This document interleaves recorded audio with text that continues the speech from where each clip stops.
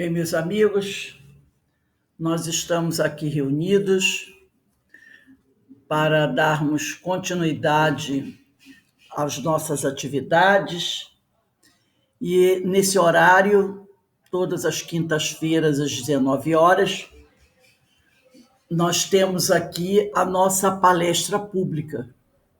Então, nós vamos nos reunirmos agora para fazermos a nossa prece. Eu vou pedir para a Denise fazer a prece, por favor.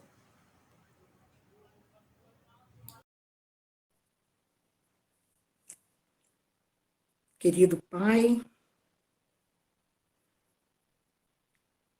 de bondade, justiça e amor infinitos, agradecidos estamos, Pai querido, por mais uma oportunidade de estudo em que podemos refletir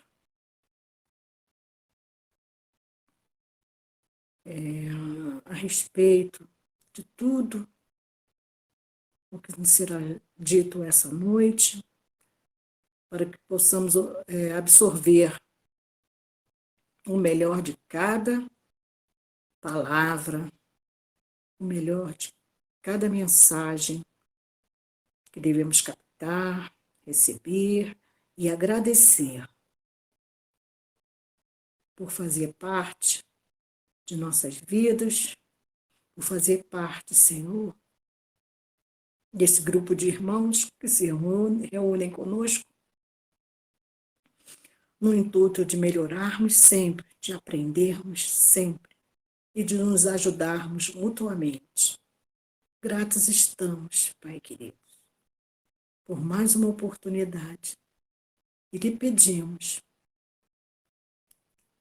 que atue sobre nossa amiga Marineia, que fará o estudo da noite de hoje, reforçando em nós a vontade, a fé e a convicção de estarmos no caminho correto. Abençoe a todos nós, Pai, seus filhos, os que aqui estão presentes e aqueles que aqui não puderam comparecer. Mas que estejamos sempre com pensamento em Ti, Senhor, o louvando, o amando e pedindo que esteja sempre no meio de nós. Obrigado mais uma vez. Pedimos sua permissão para iniciarmos o estudo da noite de hoje. Assim seja, Pai. Graças a Deus. Agradecemos a prece realizada pela nossa irmã Denise.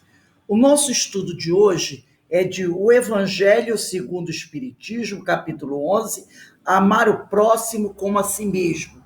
E será realizado pela nossa irmã Marineia Balbino, trabalhadora do Centro Espírita Bezerra de Menezes. E o tema que hoje nossa irmã vai falar são os itens de 5 até 7, que tem como título Dai a César o que é de César. Marineia, a palavra é sua, você tem até às 20h30 para fazer a nossa palestra.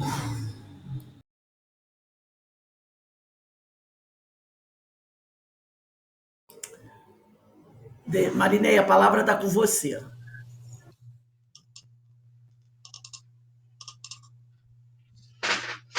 É que eu não conseguia ligar o microfone. Gente, boa noite. Que o Mestre Jesus possa nos envolver, acalmar, né? Para que nós possamos fazer essa reflexão, conversar um pouco sobre esse capítulo do Evangelho e sobre essa frase, né, que não chega a ser corriqueira, mas que muitas vezes nós vemos pessoas usarem, inclusive nós, eu, por exemplo, já usei, né? Mas, geralmente, quando nós falamos dai a César o que é de César, nós lembramos da moeda, né, onde tinha cunhada a imagem do César, e pensamos sempre do lado material. Mas só que Jesus, ele, nessa passagem aí, ele vem nos trazer também um outro ensinamento, da maneira como ele agiu e da forma também que nós deveremos agir sempre. O que é que Jesus mostra aí também? Ele mostra que nós devemos agir com equilíbrio e com justiça. Porque foi dessa forma que ele conseguiu responder de maneira inesperada, né, principalmente para os fariseus, mas que ele conseguiu responder a pergunta deles sem ser pego na armadilha. No último parágrafo, o Kardec já coloca isso para a gente, quando ele diz assim: não se deve entender a afirmativa, dai a César o que é de César, de maneira restritiva e absoluta. Então, não foi só isso que Jesus quis dizer. Ele não quis dizer que nós temos que nos preocuparmos só com a parte material. Que o que nós temos que dar a César, o nosso compromisso, não é só esse compromisso material. Como todos os ensinos de Jesus, trata-se de um princípio geral, resumido sob uma forma prática e usual e deduzido de uma circunstância particular. Que Jesus sempre pega, né, aproveita todas as oportunidades para nos passar algum ensinamento. E nesse caso aí, de que maneira que nós podemos entender aí esse dai a César o que é de César, sem ser só visando aí a moeda, o lado financeiro. Cumprindo os nossos deveres com a família, o trabalho, com as autoridades e a sociedade em geral, respeitando os direitos de cada um, como desejamos que respeitem os nossos. Kardec aí coloca que esse princípio é consequência daquele que diz que devemos agir com os outros da maneira como gostaríamos que eles agissem conosco. Então, voltando lá à questão da justiça e do equilíbrio. Será que nós somos sempre justos na maneira como nós tratamos o outro? Da maneira como nós agimos com o outro? Nós sempre fazemos isso com justiça? Prescreve o respeito dos direitos de cada um, como cada um deseja que se respeite os seus. Também temos a justiça de fazer isso, de olhar o outro como uma pessoa que tem o mesmo direito que eu, de ser respeitado,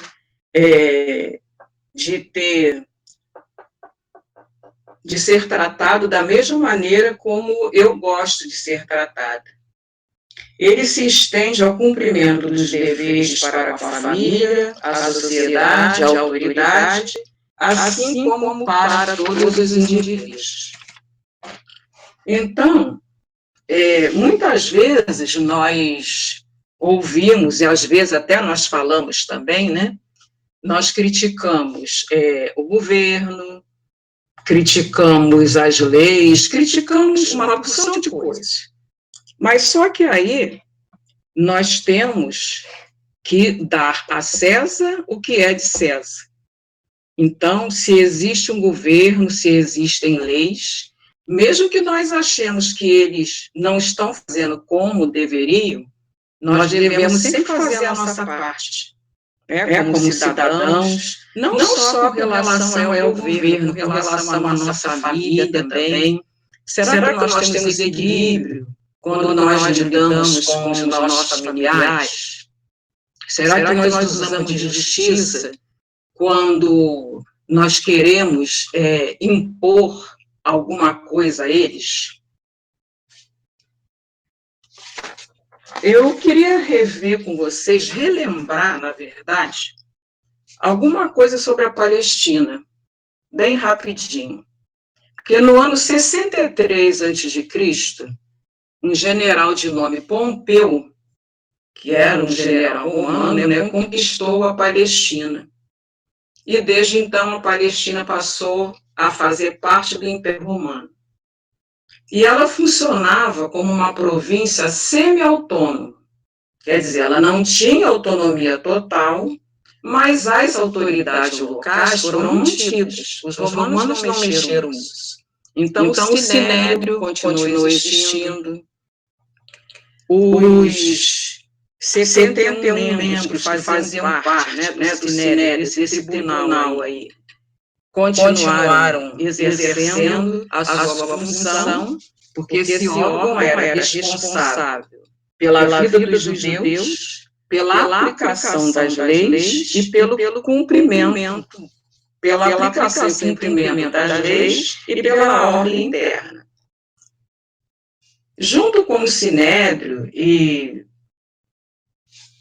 com o funcionamento da província, que continuou quase a mesma coisa, é claro que eles tinham que obedecer aos romanos, os grupos que eram político-religiosos também continuaram existindo, exercendo o seu poderio, a sua influência do mesmo jeito, né? Principalmente os fariseus, os saduceus, os essênios e os zelotas, que eram os principais grupos político-religiosos aí. Os hebreus tinham uma característica que o diferenciava de todos os outros povos que viviam no Oriente Médio. Eles eram monoteístas, eles acreditavam num Deus único. Quando todos os outros povos eram politeístas, né, cultuavam vários deuses. Como eles acreditavam num Deus único, eles tinham a esperança também da vinda do Messias. Eles acreditavam e sabiam que um dia o Messias viria. E isso dava força para o povo caminhar, para o povo resistir aos sofrimentos que passava, na esperança que um dia o Messias iria chegar.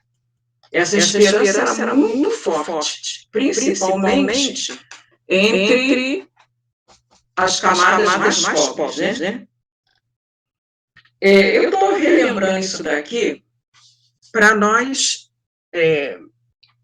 assim, entendermos que foi nesse ambiente assim de opressão, de dominação, de exploração das classes mais pobres, que Jesus, que é o nosso guia e modelo, o tipo mais perfeito que Deus mandou para nós até hoje, foi nesse contexto que ele começou a lançar a sua semente de amor e de bondade.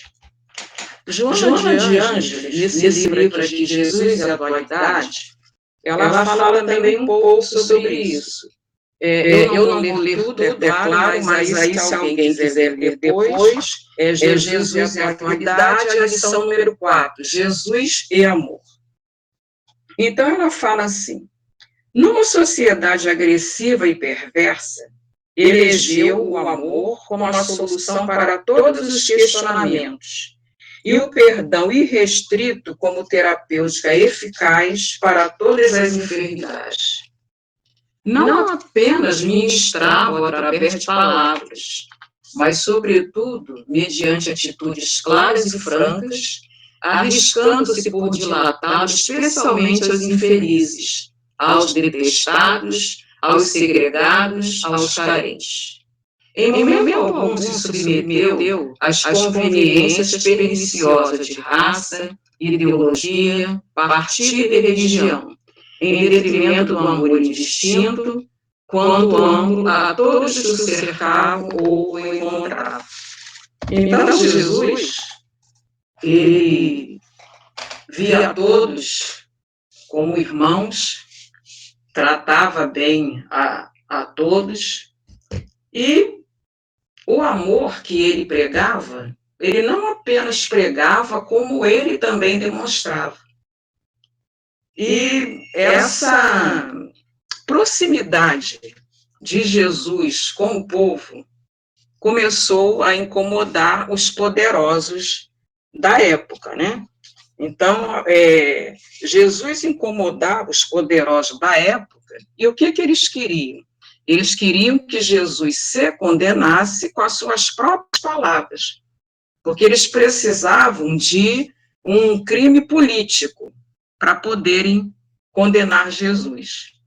Porque o fato dele dizer que era filho de Deus, isso para eles não implicava em nenhuma pena. Agora, se ele fosse contra alguma ordem do Império Romano, aí sim ele poderia ser julgado e condenado. E foi isso que os dois grupos tentaram fazer com Jesus. Então, o item 5 diz o seguinte: os fariseus, então, ao se retirarem, deliberaram comprometê-lo no que ele falasse. Enviaram-lhe seus discípulos, juntamente com os herodianos, que lhe disseram: Mestre, sabemos que és verdadeiro e que ensinas o caminho de Deus segundo a verdade, sem atender a quem quer que seja, porque não consideras a pessoa nos homens. Dize-nos, pois, a tua opinião. É lícito pagar o tributo a César ou não? Então, aqui, o que a gente já vê? Eles chegam bajulando Jesus, né? Adulando Jesus, como se ele precisasse disso, e como se ele não tivesse a sabedoria necessária para saber que eles estavam sendo, como aparece mais lá na frente, eles estavam sendo hipócritas. Jesus via dentro de cada um deles. Ele conseguia ler a alma, o coração de cada um. E sabia que eles não estavam sendo sinceros. Então, quando ele pergunta, é lícito pagar o tributo a César ou não? Jesus, porém, conhecendo a sua malícia, disse: Hipócritas, por que me tentais? Mostrai a moeda com que se paga o tributo. E tendo eles lhe apresentado dinheiro, Jesus lhes disse: De quem é essa imagem e esta inscrição? E eles responderam: É de César.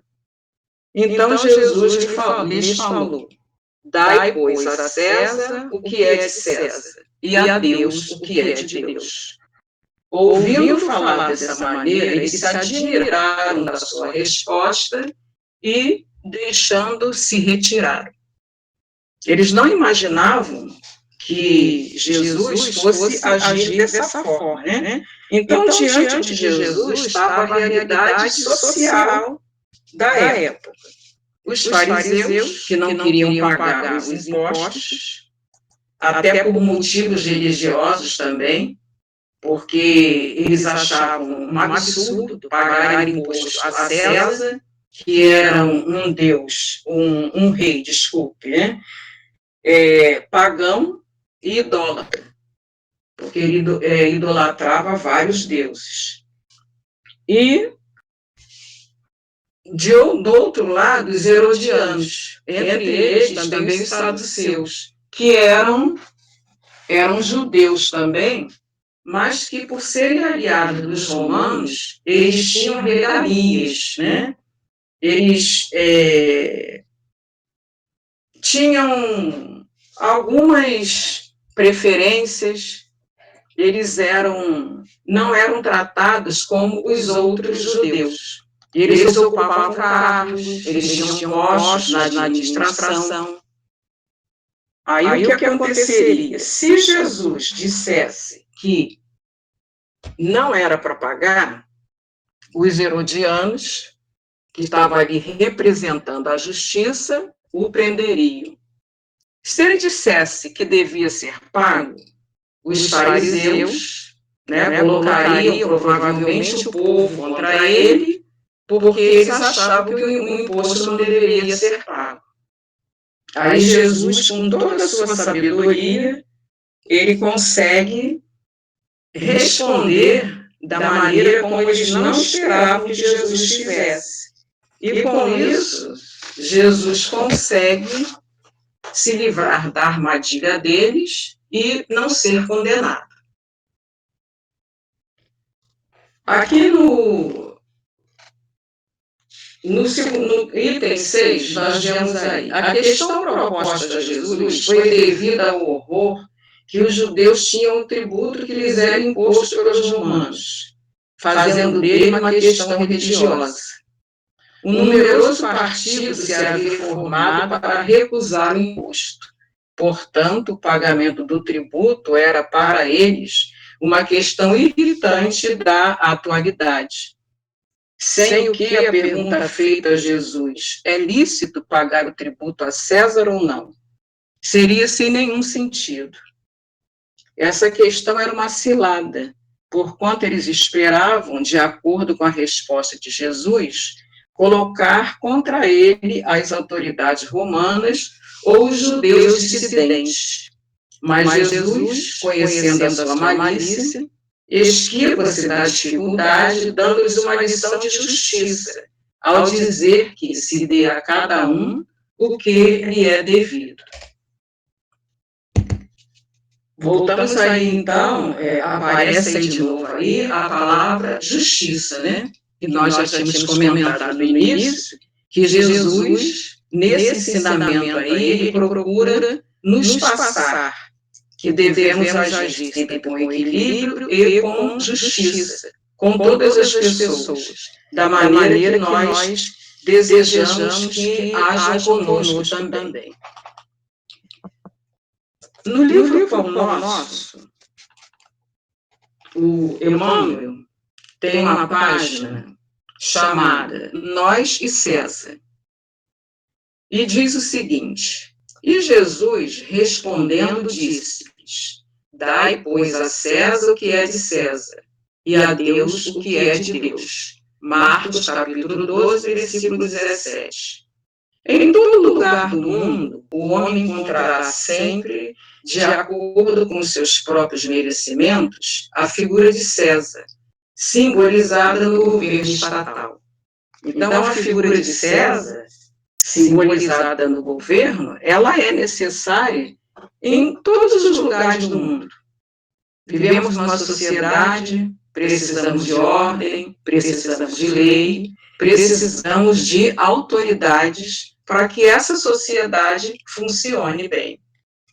Maus homens, sem dúvida, produzirão maus estadistas. Coletividades ociosas e indiferentes receberão administrações desorganizadas.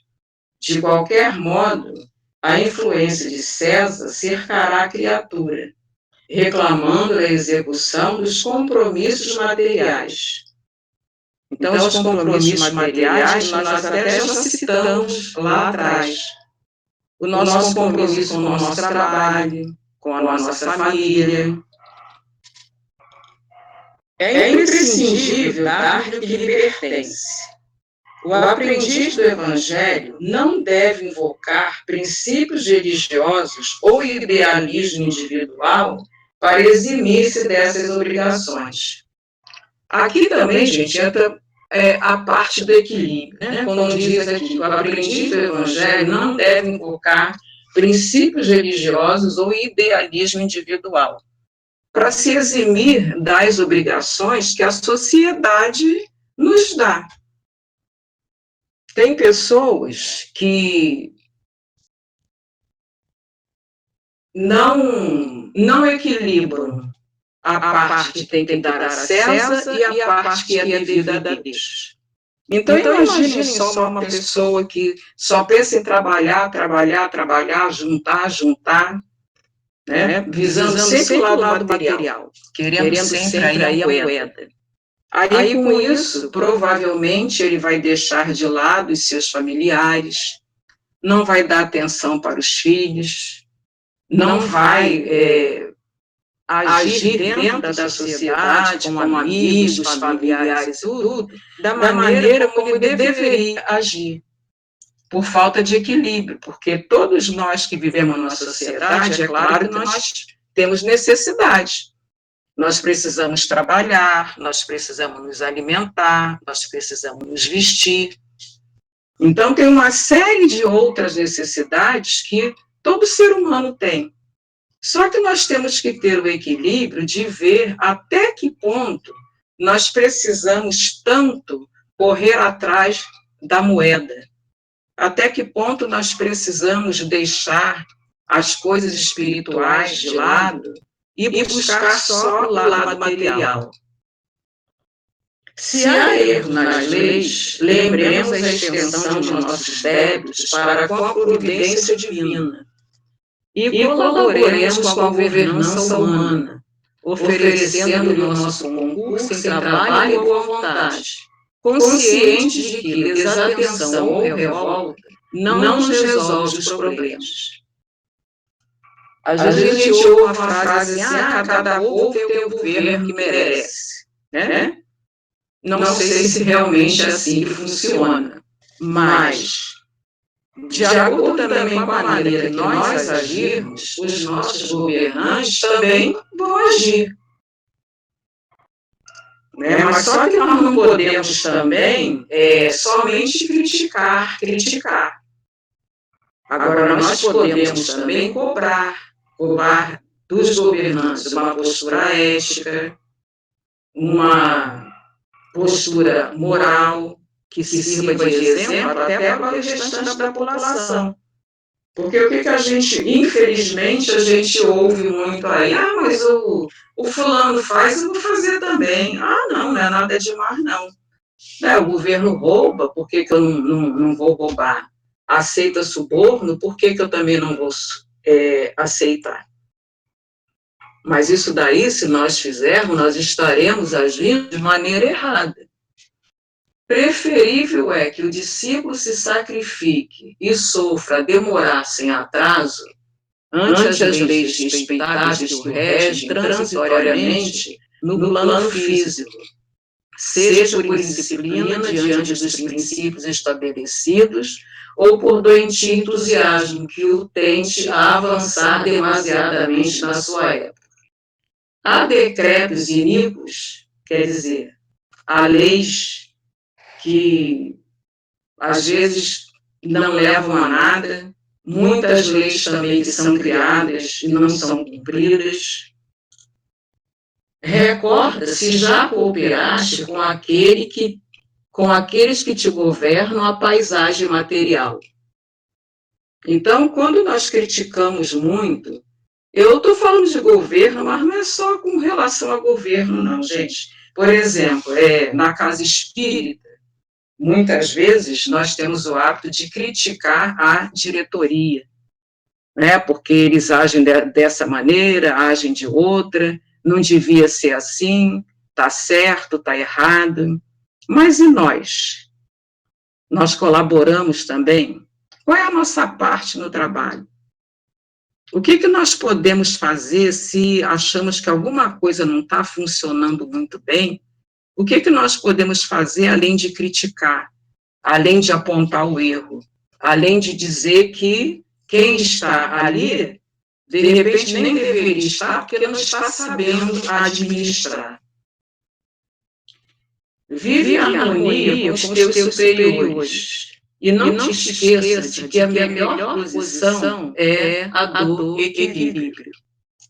Se pretende viver retamente, não deis a César o vinagre da crítica acerba.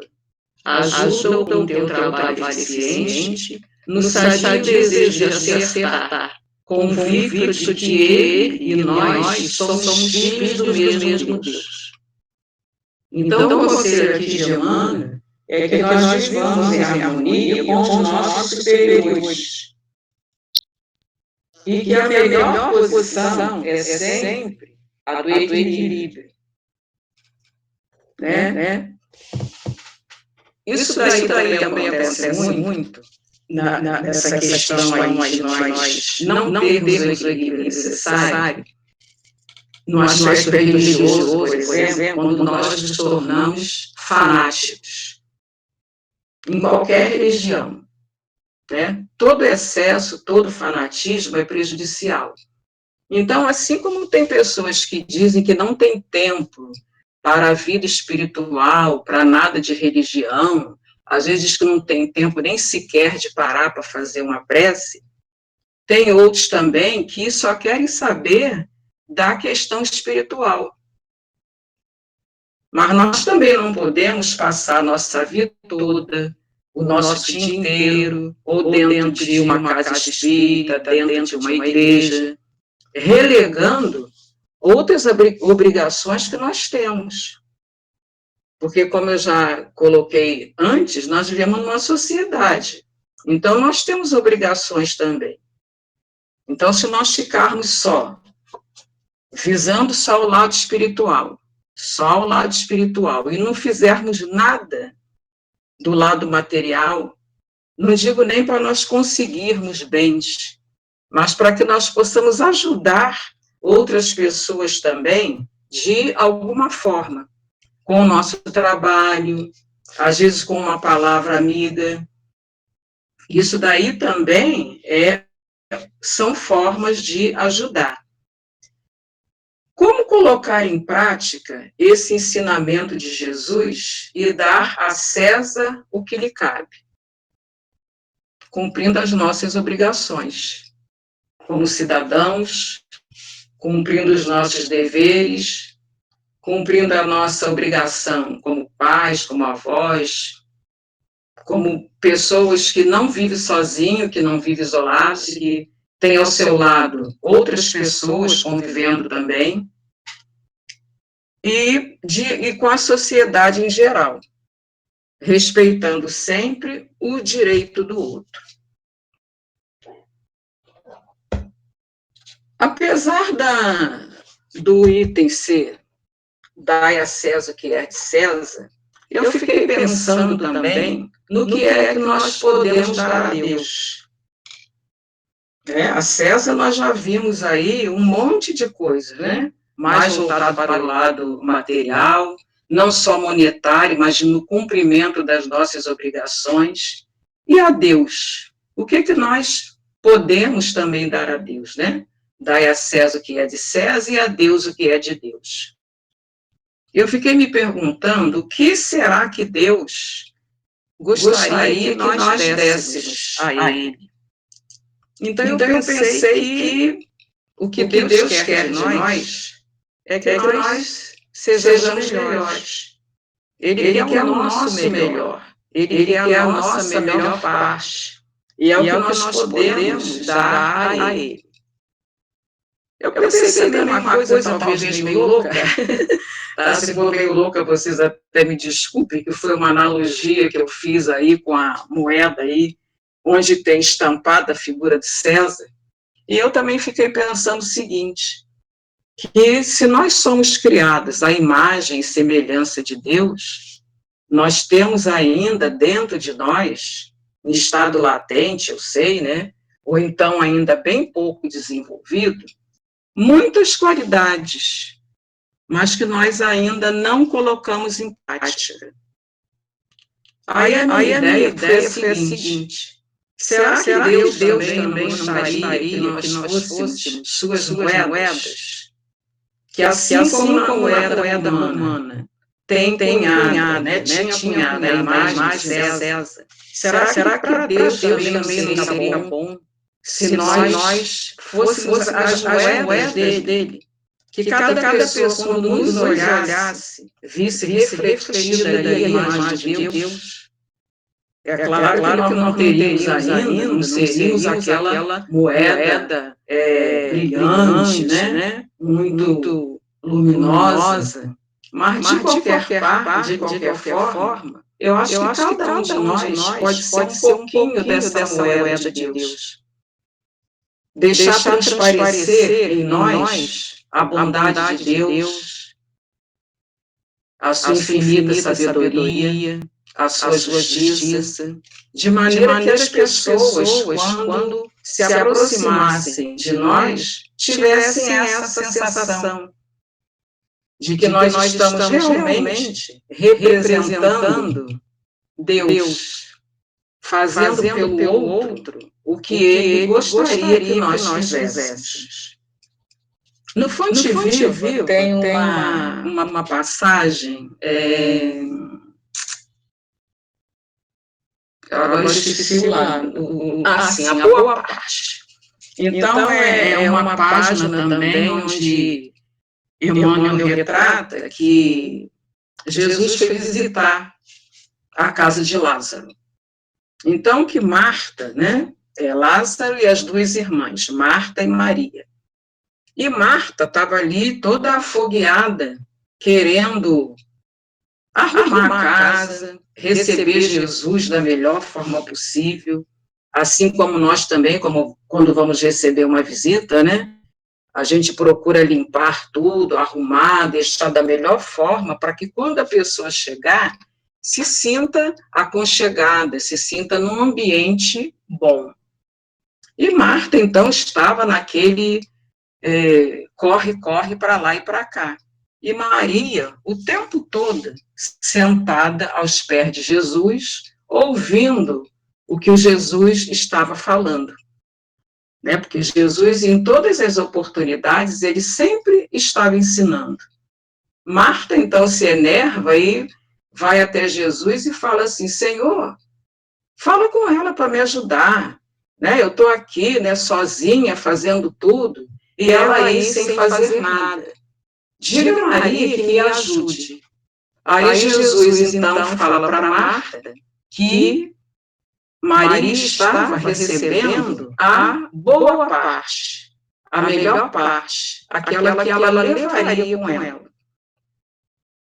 Porque Maria, ouvindo ali os ensinamentos de Jesus, tudo aquilo que ela assimilou, tudo aquilo que ela aprendeu, ela vai ficar sempre com ela. Então, nós também podemos agir de maneira que nós tentemos, pelo menos, ter sempre a nossa boa parte. Por exemplo, a gente pode, de vez em quando, se perguntar assim: será que eu sou caridoso o suficiente? Será que eu dou a minha melhor parte para o outro? Será que eu sou justo? Será que eu sou caridoso? Então nós temos uma série de atributos, né, vamos dizer assim, que nós podemos desenvolver dentro de nós, oferecer a Deus esse nosso trabalho, vamos dizer assim, e muitas vezes nós não fazemos isso. Nós preferimos nos omitir, nos preocuparmos mais com as coisas da terra, né? Terra a terra, como Marta estava fazendo, e deixando de lado o nosso lado espiritual, o lado que nós precisamos dele para podermos evoluir, para podermos progredir, para que daqui a algum tempo, não sei daqui a quantas encarnações, possamos ser espíritos bem melhores do que somos hoje. O dar a César o que é de César implica também em nós buscarmos sempre dar o nosso melhor também, mas na área material, vamos dizer assim. Então, tem pessoas, por exemplo, que arrumam um trabalho, mas que não fazem direito. Né? É mais um emprego do que um trabalho. Não desenvolve ali sua atividade direito. Arruma uma outra ocupação, qualquer ela que seja, mas que precise de dedicação, precise de afinco para desenvolver. E muitas vezes nós não fazemos isso, né? Ou as pessoas não fazem isso. Levam de qualquer maneira, como se não tivesse, na verdade, a responsabilidade de agir com seriedade, de dar a César o que é de César. Porque nós temos os nossos deveres aí a cumprir. Então, nós devemos dar a César o que é de César, que é cumprir as nossas obrigações, cumprir os nossos deveres da melhor forma que nós pudermos, com boa vontade, com equilíbrio, buscando agir com justiça com todas as pessoas. E dar a Deus também a melhor parte que nós tivermos, o melhor de nós que nós pudermos doar para os outros, dando o melhor de nós em favor do outro e em favor também do nosso crescimento espiritual. Porque à medida que nós nos doamos para o outro, à medida que nós procuramos melhorar um pouco, crescer, evoluir, nós estamos também colaborando para o nosso crescimento espiritual. À medida que nós nos doamos para o outro, que nós ajudamos o outro, nós estamos também buscando o nosso crescimento espiritual. Para encerrar, eu quero ler aqui para vocês do livro Ceareiros de Volta,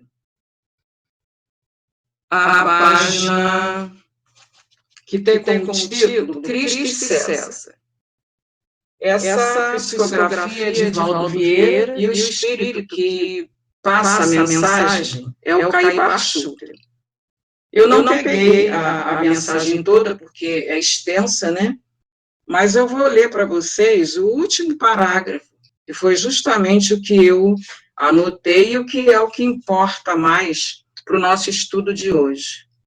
Então, ele diz assim: portanto, espíritas irmãos, doemos a César, personificado nas exigências passageiras do mundo, o respeito e a colaboração digna a que estamos debitados pela própria natureza. Mas, sob qualquer roupagem exterior com que nos caracterize, saibamos viver para o Cristo, a fim de que estejamos efetivamente na construção do reino de Deus. Então, gente, hoje foi a reflexão que eu fiz, que queria passar para vocês. Não cheguei até às 20h30, mas acho que não vou ser multada por isso. Né? Então, que nós consigamos ser, de verdade, esses colaboradores de Deus. E que nós possamos, sempre, na nossa vida diária, que nós saibamos dar a César a parte que lhe cabe, mas que, principalmente, nós saibamos viver para o Cristo, para que nós possamos efetivamente atuarmos, trabalharmos a construção do reino de Deus. Então, que o Senhor nos abençoe e que saibamos sempre agir com equilíbrio, com justiça, para que possamos a cada dia crescer um pouco mais. Nós agradecemos a nossa irmã Marinéia por essa bela reflexão, encerrando com essa mensagem de Caibar Schutel, né? Que tínhamos acabado de fazer o estudo no curso Os Ensinos de Jesus. Então, muito bom, agradecemos a companheira. E para encerrarmos a nossa reunião, lembrando a todos que amanhã, às 17 horas, nós teremos o estudo do Livro dos Médiuns, depois a história do povo hebreu, encerrando com o nosso lar. Eu vou pedir ao nosso companheiro Jorge para fazer a nossa prece de encerramento.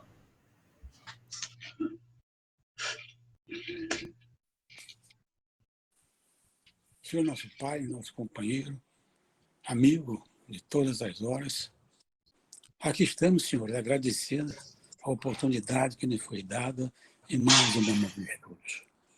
Sabemos da importância desses estudos e sabemos que faz parte do nosso dia a dia. Como nos foi mostrado, procuraremos sempre estar trabalhando positivamente em favor de uma ação mais tranquila, dando-nos uma jornada terrena de equilíbrio, dando uma jornada terrena de paz, de luz e de harmonia. Obrigado, Senhor, por nos proporcionar mais esse momento, nos equilibrando, nos harmonizando, dando-nos serenidade, para que possamos continuar nossa jornada com paz e amor. Humildemente, Senhor, só temos de agradecer mais esse momento e rogar que assim seja. Graças a Deus. Obrigado, meu amigo, por essa prece. E queremos aqui, nos despedir de todos. Até amanhã, tá? Uma boa noite. Boa noite. O Senhor nos Boa abençoe noite. a todos. Tá bom? Fiquem com Deus. Boa noite para todos, gente. Boa noite. Carmen Dolores, Carmen Matos, Jorge, Ana Constantino, Iraci. Tchau, gente. Denise, seu Menezes. Boa noite para todos vocês, meus irmãos. Fiquem com Deus. Que o Senhor nos abençoe. E se protejam, que a vacina está chegando. Tchau, gente. Boa noite. Até amanhã.